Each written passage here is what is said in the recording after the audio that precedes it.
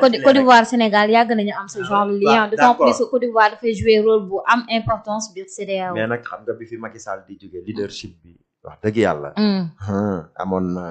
parce que moom la tamit dara parce que non tamit dara parce que Macky Sall ak Alassane Ouattara ñaar ñooñu xam nañu seen diggante. ñoom ñaar ak Emmanuel Macron. donc ici aussi waaw. mais c'est normal suñuy partenaire stratégique lañ. Emmanuel Macron ñun mënuñu dem bàyyi ko du jëmmam sax loolu c'est depuis la nuit des temps. ñun ak France dafa yàgg du tey.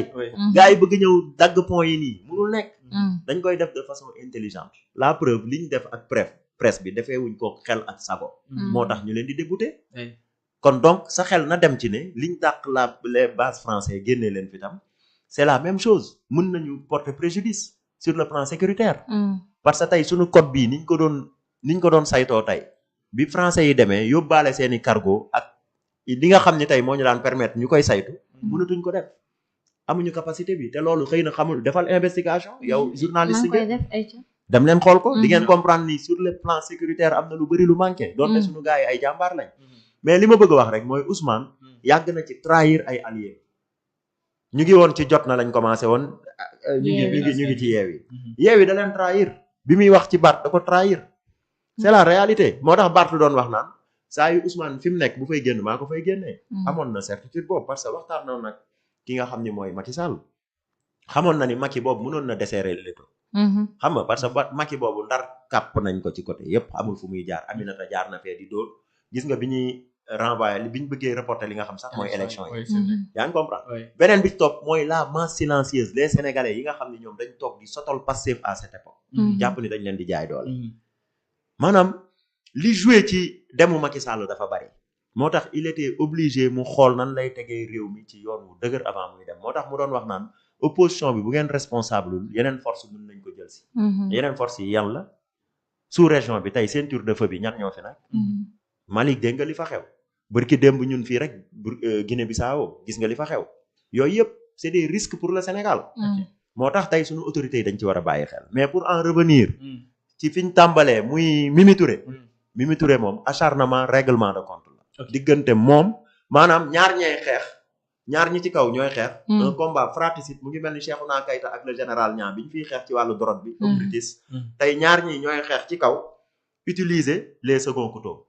kii jël Mimi Touré keneen ki jël Aïda Mbodj loolu rek a fi nekk mais bu dee rapport dafa am bu avéré niñ koy traité yàpp sénégalais lañ mën nañ ko traiter de façon plus responsable que ça mais Fallou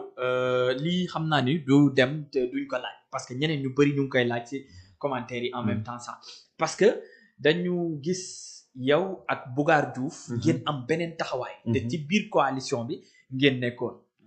léegi nag ñu bëri dañuy demander yéen da ngeen fa am lu leen metti ba tax ngeen génn wala qu'est-ce qui se passe da ngeen doon xaar poste joxuñu leen surtout que moom surtout moom place bi stratégique la doon occupé biir Pastef avant coalition biir Pastef wala da ngeen doon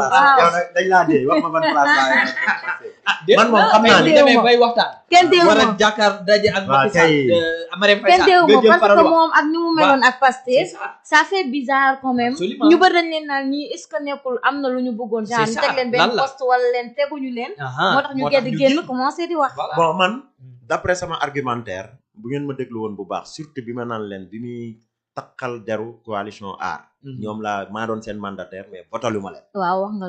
loolu war na am lu mu leen jàngal mooy éthique ak morale bi man dafa am lu ma gëm man politique dama ci yàqule c'est la première fois ma am carte Pastef mën naa la jox sax sama numéro carte mu ngi fii sama téléphone numéro carte bi may jënd carte te jënduma benn dama jënd pour mes amis dugal leen Pastef par force ñu ci bëri nag ña ngi fa ba léegi yaa génn bàyyi ñoom dañuy xuloo rek yaa génn bàyyi mu ngi noonu mais bon ñu ngi comprendre parce que ñu ci bëri xam nga nit yàllaa ko bindee mu rëy quoi parfois da ngay rëy di nga gis surtout li ñu doon défendre à l'époque ma leen koy wax gëmuñu ko bi Pastef ñëwee au pouvoir dañ ko gis mais dañ ñëpp xam nga des fois affaire bi dootul doon dëgg gi mais day doon des personnes quoi tu comprends c'est mes amis mais mu ngi noonu waaye maa ngi añ si Iba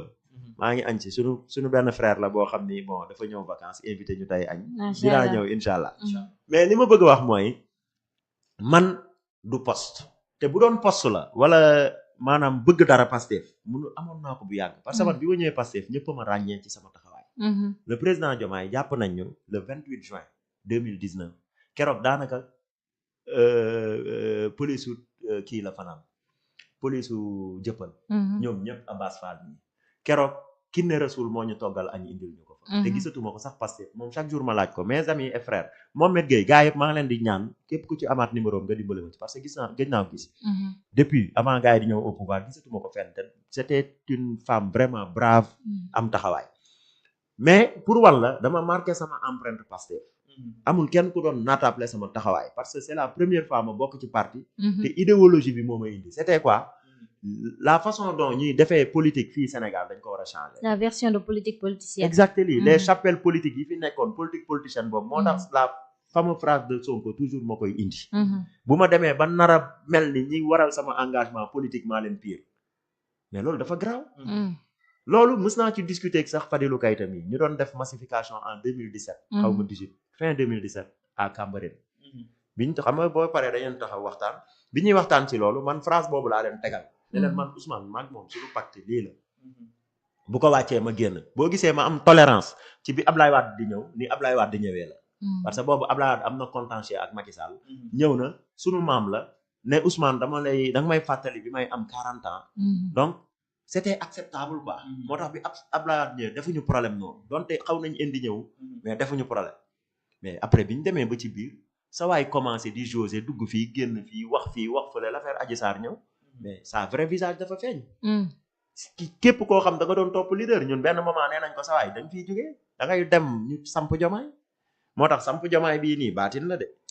parce que ñun biñ naan Diomaye dañ ko war a samp ci l'affaire Adji Sarr moom lañ war a samp dégager Ousmane Sonko du tee tam ñu jàppale ko ci l'affaire Adji Sarr bon buñ ko naree jaay doole ñu taxaw mais li ci am justice war ko wax mu dem endossé ko parce que moo fa dem kenn takku ko yóbbu ko fa n'est-ce pas mais loolu la yàlla fay Diomaye ñoom biñ tegee seen parti Diomaye était transversal COPIL ak CAP ak yëpp yiñ tegoon nga xam ne ay mouvement des femmes ak JPS ak li nga xam mooy les enseignants mais Diomaye jëluloon benn fonction te moom moo doon daanaka organiser la Birame Souleye était l'administrateur du parti biñ demee ba teg mouvement des cadres en 2017 Diomaye si la koy soogay jël di ko coordonné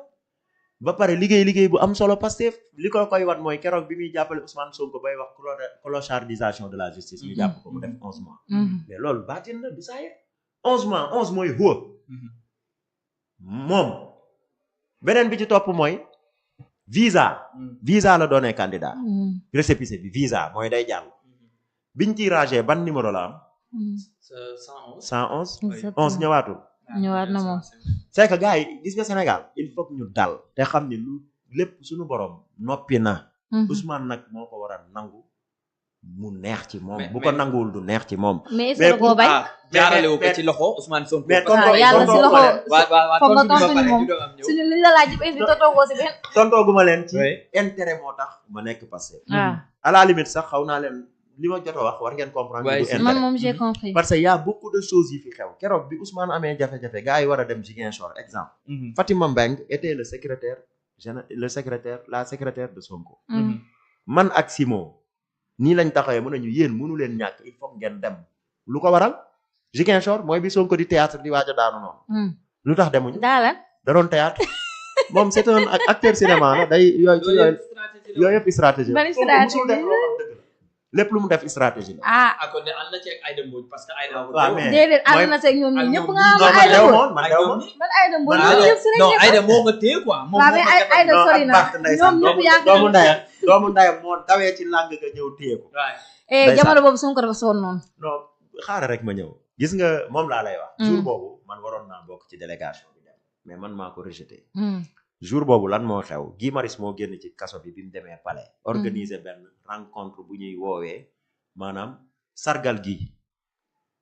Aliou Sané moo ma woo ne ma Fallou yaa ñu fay teewal ma ne ko du ma dem kii politicien la Aliou Sané ngi may dégg bu yaana maar ne ma Fallou teelal ñu en tant que collectif ñoo